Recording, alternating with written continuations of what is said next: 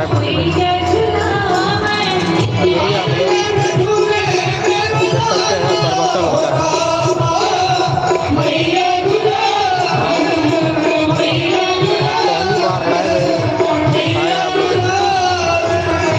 आप लोग मैया तो वहां पर छोड़कर आई भैया, लेकिन उसी समय शकटासुर नाम का दैत्य बाहर गया और आकर शकट को नीचे जमीन में धराना शुरू कर दिया। लेकिन मेरे लाला ने भी सुनी नहीं एक बात भी। छोटे से लाला भगवान कृष्ण झूले में पल्ले में झूल रहे हैं और इतने में उसी शकट को एक लाख बस ऐसे ही छुआ और शकट दूर जाकर के गया और शकटासुर वहीं पर समाप्त हो जाता है। एक क्षण में ही शकटासुर को समाप्त कर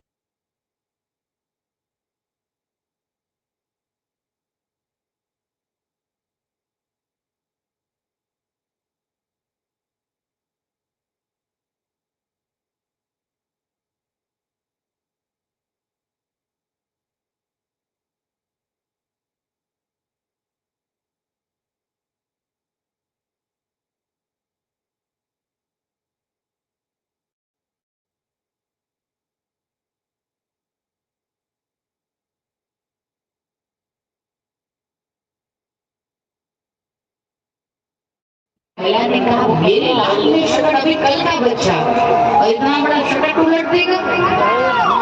बच्चों ने कहा जो खेल रहे थे उन्होंने कहा अरे भैया हमने अपनी आंखों से देखा, आंखों से।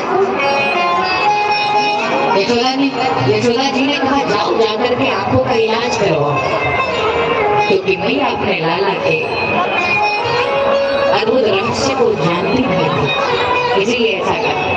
फिर से गोद लेके गई और लाला के नजर को उतारने लगी। अच्छा, एक दिन की घटना और घटी। कहते हैं भैया ने कन्हैया को गोद में लिया था, उछाल रही कहीं तो कभी कभी आप अपने बच्चे को ऐसे उछालते हो, ऊपर उड़ाते हो, ऊपर जाता है फिर नीचे आता है तो खुश होता है। तो भैया भी उछाल रही खुश कर रही थी। तो जब कन्हैया उछले तो बहुत खुश होते थे, हंसते थे, और जब गोद में आए तो फिर से रोना शुरू।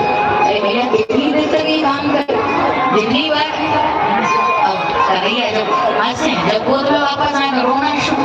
रो रो के मैया ने कहा अब क्या करें, परेशान हो गए। उसी समय तृणावर्त नाम का दैत्य आधी धूल भरी आधी के रूप में आया और भगवान कृष्ण को लेकर के आकाश में उड़ गया।